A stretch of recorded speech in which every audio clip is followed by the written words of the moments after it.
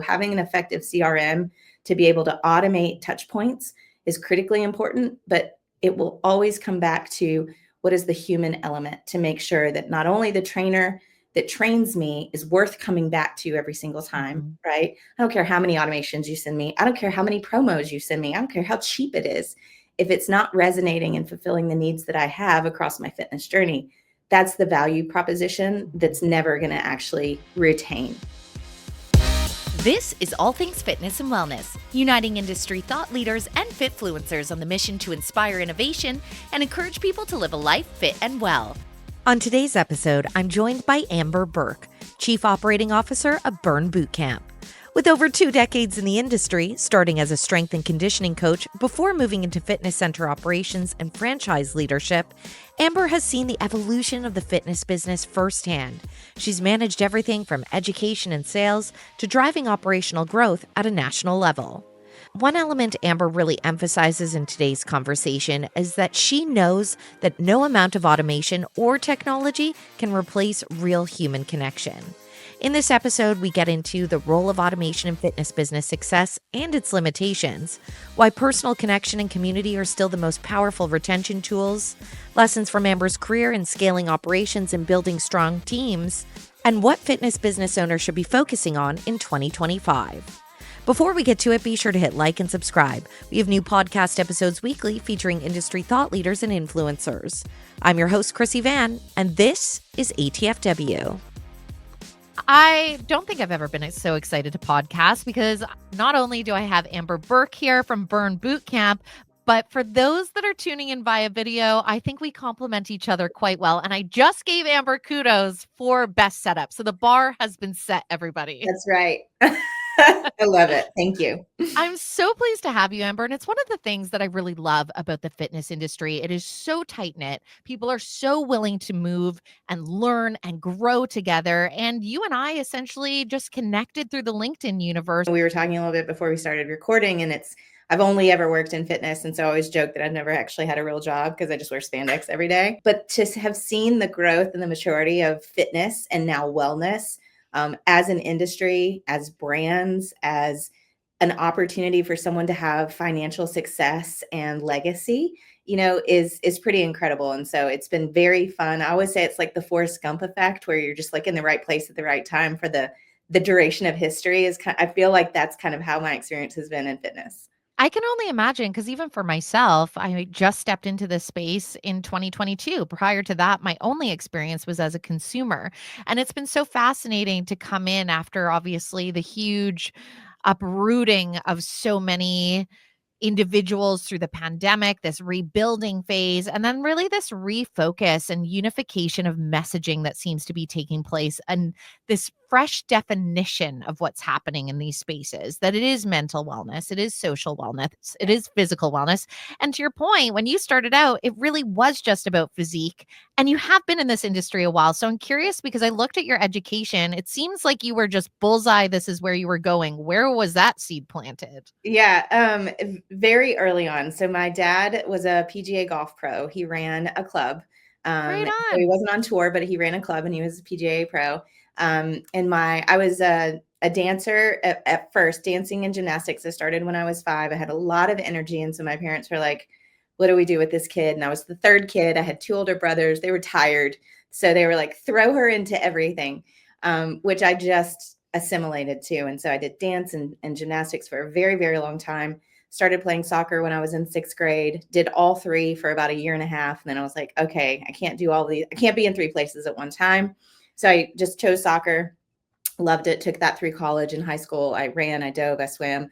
I did track and field. I played soccer and softball, and then soccer through college. And so I always joke that I went to college to play soccer and happened to graduate. So, within that, it was I've just always been very aligned to I wouldn't say fitness, because I didn't know that's really what I was doing, but just movement and sport and competition. And so once I understood like what that might look like as a job, then my undergraduate degree is exercise science, and then my master's degree was sports management. And so I do feel very blessed and lucky that I've been able to sustain the same career path for my entire career, because I don't feel like I go to work every day. Like the fact that they pay me to do this, I think is pretty incredible.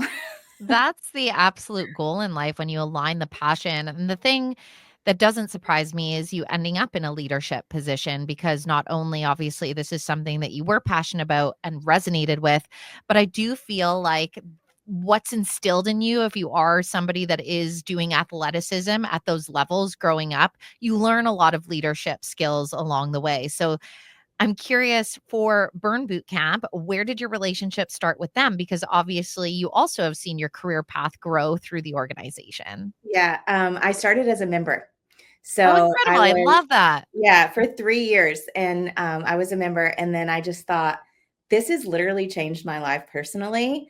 I think it can change my life professionally. And I had worked in an HVLP gym for 11 years. I was very happy. I mean, I was at the top of kind of probably where I was going to peak out. Very successful, loved it. But there was just something that kind of just was missing a little bit. And I recognized that I was getting that as a member at Burn Boot Camp. And I also recognized just having that hat on every time I walked into the gym, I was like, they are so successful. But I'm still operationally going, that could be better. That could be better. That could be better. Mhm. That could be better. And so I applied for a job that I didn't want.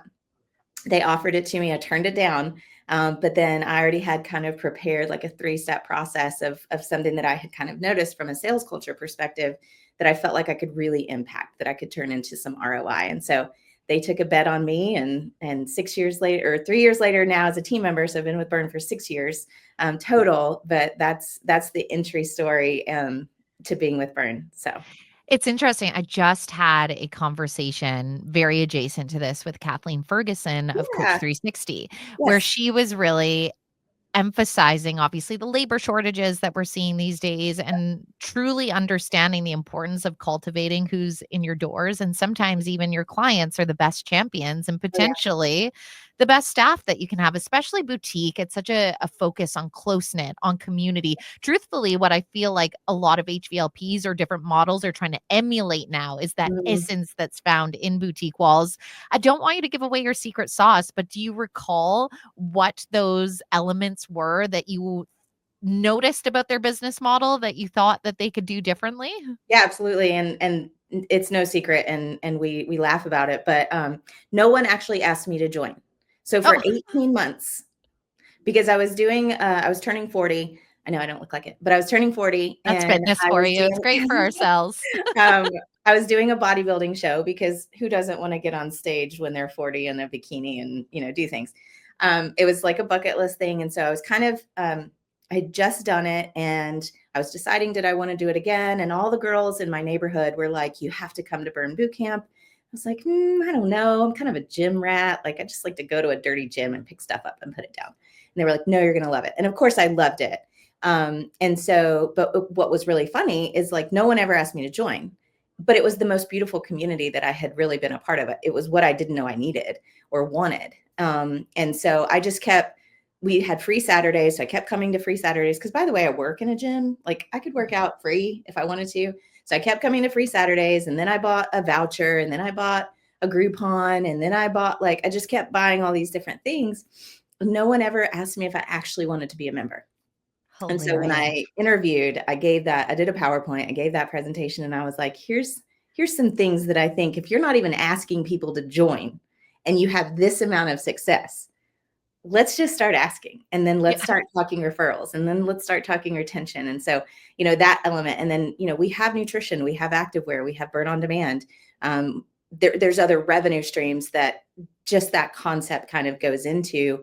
And then just intentionally running the business. You mentioned passion. We are very much inside out. We have most of our franchise partners were members that went, this changed my life personally. How can it change my life professionally too? And from a financial legacy perspective. So when we have that, it's really easy for us to kind of turn that in. It was easy for me to go, it's so hard to teach passion.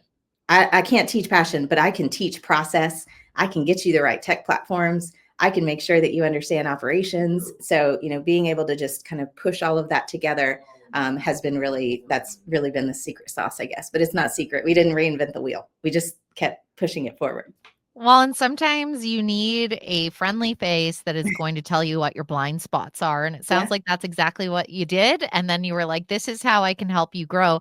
And grow it has 375 gyms across 41 states. Yep. That's not a 44. small 44. There you go. Yeah. Not a small feat. But the thing that you mentioned in there was the fact that a lot of the franchise operators were members. And Mhm. so we know that boutique fitness, the real special element is the community that is Oh, yeah. fostered in those walls. So when you're growing and on this path of expansion, how in the boutique world do you make sure that that remains at the core when you are going through this expansion? How is it not lost sight of? Yeah. I mean, it has to be a system and a process. You can't scale tribal knowledge, right? And I think that when we think about how do you systemize passion, how do you systemize community, it comes down to process and accountability and just validating what you expect, but doing it in a way where it's very rewarding and you almost have that instant gratification. So when you have a trial member come in and you execute, we call it the blue carpet experience because everything is blue at Burn. But when we execute the blue carpet experience in the right way, and each and every one of those steps is intentionally designed to be a touch point that makes this person feel special, but it's not a touch point that is just made up. It's not busy work. It's not. It's very intentional on understanding why they're there, how they mustered up the courage to walk through the door, what they want to get out of it, and then ultimately, are we providing that to them, in a way, whether it's subjective or objective, and qualitative or quantitative, are they seeing that and able to really make a decision at the end of their first camp to go, this is the answer to what I was looking for. And so if you can, it's really, you got to create a system and a process that your people can execute and then you measure. But when it's done intentionally and with a true sense of desire to change someone's life, and we hear that all the time in fitness. I think community has become this buzzword, and sometimes I'm like, are we just using that too much? Like, show me what that really means for your brand. I think each of us really do feel like we have a community, but I will argue that ours is pretty strong. So, Well, and there's to your point, there's processes put behind that, but I think it can be difficult for those that are doing the franchise model to keep that consistency in the brand while also balancing the entrepreneurial spirit of those that are heading up the franchise. So how do you kind of balance that to ensure those core values do remain? And still, to your point, the blue carpet remains blue and you don't all of a sudden have someone that's like, well, maybe like a little splash of red over here. How do yeah. you kind of keep that in check? Yeah. I mean, at the end of the day, it's, profit and culture. There's a book you can read about it, but it's like, that's really where you have to find what is profit and culture. What does the balance of profit and culture mean to you? What does it mean to your brand? I would say, as a boutique fitness brand versus other franchise concepts or quick service restaurants, like profit and culture balance is very different for that type of franchise versus our type of franchise, where we have to understand that the balance of profit and culture has to authentically transmit through our team members, and it also has to authentically translate to our members, because at the end of the day, we're all small businesses in a franchise, right? And so every single small business entity is there for their own financial legacy. I like to call generational wealth and health, not only for them as individuals and business owners, but for their communities, because most of them are very, very owner operator tied to their community. And so there is this inherent desire for their to deliver a product or a service that truly represents them as people, but then also gives that person the opportunity to have some sort of reward or result from experiencing your product or service. And so it almost doesn't always have to come from us to hold people accountable to the franchise brand. They really do align with it and want to do it themselves. And of course, we have rogue people that have this idea. They're like, this is the best idea ever, right? And sometimes that turns into an alpha test or a beta test, and we either prove it right or we prove it wrong. And if it's right, then we scale it. And if we don't, then we sunset it and we say, maybe we'll revisit this. And so through our franchise advisory council and other committees, we do bring people in because I think there's a collaboration where if I feel like I'm part of the conversation and I get to be heard and I get to be part of it, it doesn't always feel like we're just dictating to you as a brand. And so, balancing that. And at the end of the day, they're for-profit businesses, and you can't be afraid to make a profit because that's what you bought into. And you want to make sure that your team members understand that profitability is very important, because that's what gives me the ability as a franchise partner to give you a raise, to have a career path for you, to go invest in another location. And if I can do that, then that also helps, to Kathleen's point about, the revolving door in fitness. For sure, there's a longevity factor that comes in. And if you're a trainer, and listen, I trained for a really long time, it's hard. It's hard on your body. It's hard on your voice. It's hard on your mind. And at some point, you want to graduate out of that and say, what does my career path look like? And so for our franchise partners, we want to be able to have that element too. And so the closer they are to the brand and executing the processes, the closer they are to seeing that kind of legacy and future build out. Without question. And I love that you highlight that collaborative approach of, perhaps this idea all of a sudden becomes a beta test because to your point, a lot of people simply want to be heard, but your own experience was you flagging a blind spot that they hadn't noticed. And then they realized there was a better way. And to that exact effect, the individuals that are on the ground with their locations and different demographics coming in the door, I'm sure they flag things where you're like, we hadn't quite looked at it through that lens. And it can be so effective. I'm curious on that note, you obviously have such a community that is in your ecosystem in real time in 2025, which means the temperature check of the boutique fitness industry at this point. So I'm curious, how are things looking in boutique fitness right now in your point of view? I understand obviously Burn Boot Camp has been on this path of growth, which is fantastic to see, but what's the climate? Yeah, I think the climate for us as Burn is moving pretty well. We actually just got some financials back in comparing 23 to 24, and we're seeing our median and averages move up by percent, and that as that denominator changes, we're still seeing growth. And so I think it is indicative of the boutique fitness industry for people and brands that really have a fundamental understanding of who they are and what they do. I think where brands and the industry in general gets a little squirrely is when we start to try to be everything to everyone. And listen, we've done that in certain instances, but I think if you can come back to the fundamental non-negotiable parts of who you are as a brand, then you know who your audience is. And if you need to expand your audience, one of the things I learned recently at an Athletech summit back in January was they talked about the unexpected customer. And it resonated with me because I think not only for our franchise development, but for our franchise partners, if we kind of get stuck in who our audience is, it's limiting for us to be able to grow as a brand and the results of being in boutique fitness. And so, boot camp in general can be very off-putting to some people. It just sounds hard. People don't like Sounds hard scary things. for some people if they've never dabbled, right? They're like, oh Yeah, God, and someone's gonna for yell at me, I'm me. like, bring it on. But for a lot of people, they're like, no, thank you. So how do we overcome that? And how do we speak to those audiences? And how do we do it a little bit differently? And where are we speaking to them? Are we in the right platforms? And, are we using the right data from a pre-position marketing perspective to make sure that I can quell some of those initial anxieties around joining a boot camp for someone who truly does need it? And so, I think for the industry in general, you're seeing a lot of those conversations about community, about authenticity. Strength in general is probably one of the biggest things that we do really well for women.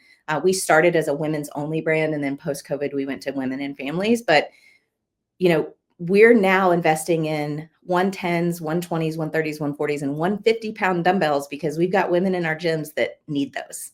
And I think that's probably one of the best markers of our commitment to developing and designing fitness protocol for women is when our gyms are going, our women need the 150s. I'm like, I got you. We'll be there for you. So it's pretty interesting. Can you elaborate a little bit about how you've pivoted marketing strategies, especially going from targeting women only and then expanding to families? Like, what have been the most effective forms of outreach for you? Especially, I love that you highlight that because we talk about gym intimidation all the time. Every single conference is about the other 80%. And you kind of have this added extra hoop because you have to do a little bit of education before they even walk in the door that they're going to be able to walk the next day. I mean, maybe. Maybe it depends on if it depends on what camp was that day. Yeah. If it was leg and plyo, you were not walking the next day. But we The will give stairs might you be challenging. a cutest little bag of Epsom salt as you Do you exit. really? Yeah, Oh, that is brilliant marketing. yeah, Yes, I yes. love that. It's funny you asked. I don't know that I would say that we've pivoted. I would say that we've leaned in. I think when we look at our differentiators, so we have free childcare in all of our gyms, which has always been a thing. And it's always been one of the biggest differentiators. Some of our competitors are now adding that and exploring that as a service. But, for us, it's always been the foundation because our initial marketing was fit community of moms. And as we know, moms drive most of the purchasing behaviors anyway across any industry. And so it's really just continuing to lean into that and then focusing on their ability to scale us.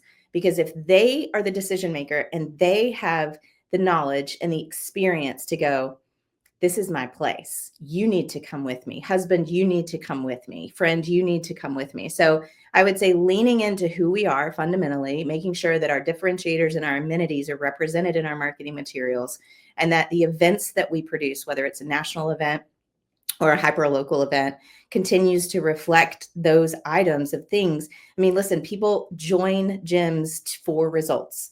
So you always have to constantly come back and say, hey, we understand that you're coming to Burn Bootcamp because you have a certain amount of results, but they always stay for the experience in the community. And so I'm not trying to teach and give you insight on my Instagram about all of the amazing community and things. I gotta capture the attention that you have for the 4 seconds before you scroll.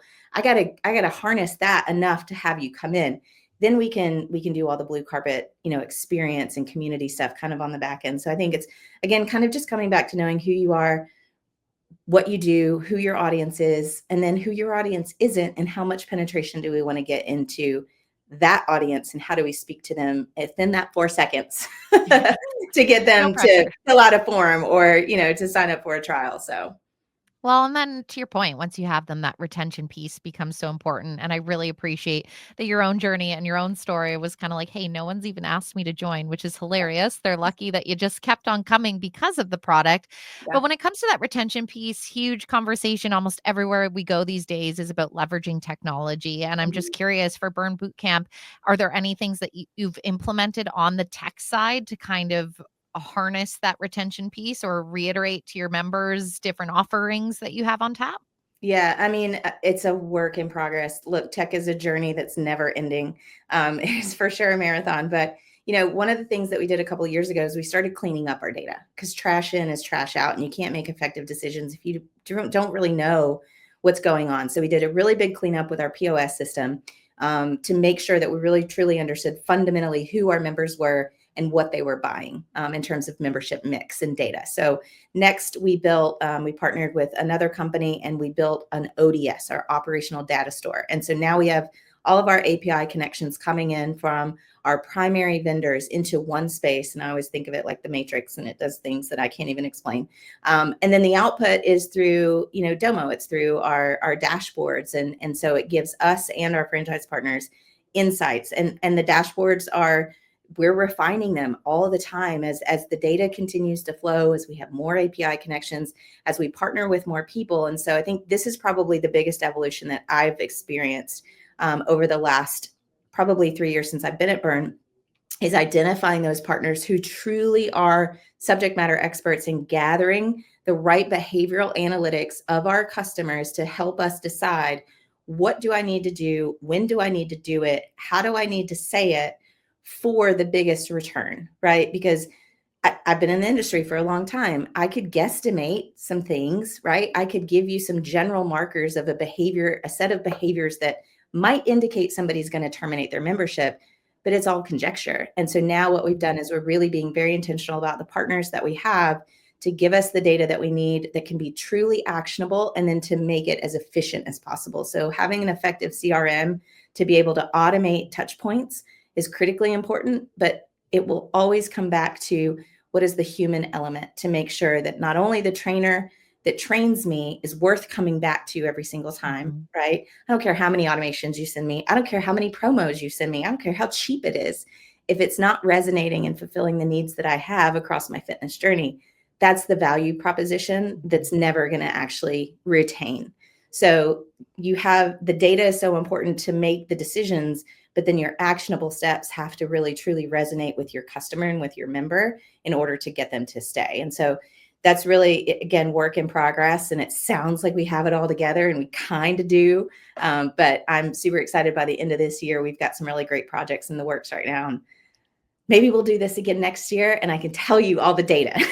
I love a little nugget that just hooks me in to be like, we're going to have to circle back. And I've actually made it a habit of setting reminders in my phone to follow up. So I will Yeah. hunt you down, Amber, if you don't Nice. find me first. Just And look then for we the can group. revisit, because it is so true. I mean, the technology space right now is beyond fascinating, because us, even as humans on a global scale, seeing how rapid it is changing in our own daily life use, and then how applicable that can be to run business more efficiently, to see those blind spots. But what I loved the most that you highlighted there was exactly the most basic part that I think is such the fundamental part of boutique, and it is the instructor. Mhm. And at the end of the day, anyone that has endeavored, because I'm much like you when you were like, I get into, like, the rustier the gym, the better for me. I like a Headphones good on, dirty like, gym. do I get a tetanus shot after? Yeah, Maybe.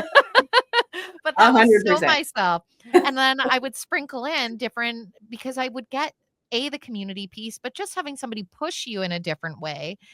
All to your point about needing the Epsom salts at the end of the Yeah. day. I might not be able to do that to myself, but it really comes down to the individual that's welcoming you in the door. And that's kind of who, as a consumer, you're investing in the most when you have those repeat visits. I mean, we see people that book classes specifically for their specific instructors. So I'm just glad you highlighted the human element, because in the land of AI, tech's going to solve so much. I don't Yeah. know. Maybe they'll be robots, but Well, it's like, it's no different than what we use supplements for, right? Mhm. Like whole food and supplements. You can't live just on one or the other, unfortunately. You have to have both. And that's the way I look at AI and tech in general, is the whole food of what we do from a community perspective. For the we call them burn ambassadors. They're our front of house representation, but they're standing at the door. Part of our process is they are literally standing in front of the desk at the door, high-fiving everybody as they come in, as that initial touch point.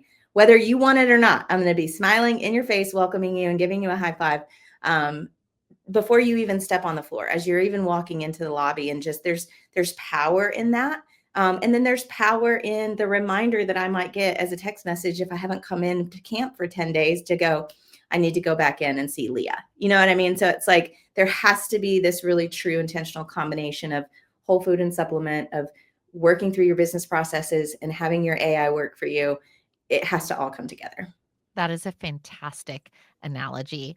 As we start to slowly wrap our conversation here, obviously we're heading into HFA. Everyone's going to see each other. And Yeah. then before you know it, it's already going to be spring, summer, and we're going to be doing our wrap up 2025 countdowns, Yeah. because the years go so Oh quickly. So gosh, as it's you not. do, I know.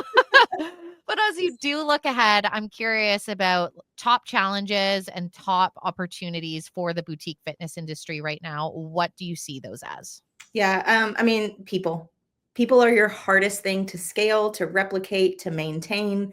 They move, they have babies, they get married, they, you know, go do something completely different. So I think people is always going to be one of the number one factors, especially in small business and franchising in general, because each market, each community, they have their own challenges just with people in general. So people is always going to be something that's an opportunity and that's a challenge for sure. And then I think, to your point about tech and the man, it is lightning fast, and it is lightning fast to be the next best thing, and is lightning fast to fail and go, oh shoot, we just spent a bunch of money on something that is irrelevant at this point. And so I think, for us also at Burn, it's really under getting our tech stack in place. It's getting our tech roadmap really wrapped into something that, from our app to our Burn on Demand, our digital community, our in-gym community, it's really integrating all of these things together. Like I said, with the whole food and the supplements, how are we really putting these things together to where they seamlessly work? It reduces friction for the customer or the member. It doesn't increase it.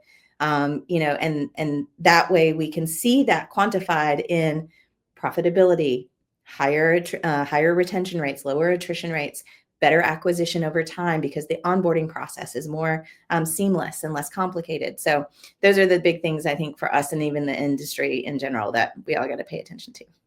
Well, Amber, I kind of mentioned in the lead up there that HFA is around the corner, and I understand that you're going to be speaking as well. I'm going to have this up on quick turnaround. So, share with people where they can come and see you and what's going to be the focus for yourself that you're going to be driving home and packing people away with that info to take to their businesses. Yeah, so we will be presenting on March 12th at 1:30. We are in I think it's like a boutique fitness track, or it's a new track that HFA is doing this year. And it's really operationalizing the success of Burn Bootcamp. And so I'm bringing Matt Morris, he's my VP of fitness. I'm bringing Tresha Pena, she's my VP of marketing. And then I'm bringing Melanie Skinner. She's a franchise partner, but she's also the chair of our franchise advisory council. And so she's going to represent who we service. So I think it's going to be a really cool discussion. We're going to talk about our non-negotiables. There's 3 non-negotiables that run our business, and there's a 4th that supports it. And so it's sales, product, service, and data. And so if we don't have those things working together, it's going to be really hard to scale and see that profitability. I will make sure as well to put all that info in the show notes. You know, we started this conversation out where this was the destination for you. You may not have necessarily known it would be Burn Boot Camp, but you knew that you were going to be in this industry, and this path has taken you to great heights so far. And we talked about how being so active in sport growing up, you learn all these really incredible leadership lessons that then become applicable to business when you're an adult. So now that you have all this extra wealth of experience behind you, I'm curious, what is your biggest leadership lesson that you can impart on our audience? Mine personally, and I think it's something that probably a lot of people struggle with, is the idea of transparency and vulnerability in leadership. I am a very much just head down, bullish, kind of stubborn, nobody can't fail. Failure is not an option. And sometimes that resonates, and it can be off-putting. It can be a little bossy. And so for me personally, my journey has really been to understand that vulnerability, where I'm actually transferring the weight that I'm carrying to a peer, to help me do that, is okay. It doesn't mean that I'm weak. It doesn't mean that I'm, incompetent. It just means that I have awareness enough to say, I'm not going to be able to do this on my own. I need your help, right? Like that's the vulnerability that I'm still learning, 100% work in progress. And then the difference for just transparency. So sometimes you may not like what I'm saying, but I'm going to communicate it to you, and I'm going to be transparent with you about what's going on. If you're my team member, if you're a direct report, just so you have clarity and understanding, because that clarity and understanding, while you may not like it, is better than the narrative that you could potentially be creating on your own, or that your office could be creating on their own. So it's really, those are the 2 hardest lessons that I think that I'm learning. I wouldn't even say that I've learned. I think those are the most beautiful lessons in life, are the ones where they are always a work in progress, because there's never really a goal or a destination. There's refinements and tweaks. We're much like an Apple iPhone, always seem to have a little bug and an update necessary, but it's Maybe the beauty of having awareness, right? Sometimes you got to replace the screen. I've dropped it in water. It all happens. But I think that awareness and recognition is so key. Amber, I am so glad we connected, and I truly look forward to meeting in person. This is what the industry is all about: sharing, learning, people willing to share their growth experiences. So thank you so much for sharing your time with me. Thank you for having me. It's been great. You've just listened to the All Things Fitness and Wellness podcast, hosted by Chrissy Van. Be sure to hit like and subscribe. We have new podcast episodes weekly featuring industry insiders and influencers. Together, we're on a mission for everyone to live a life fit and well.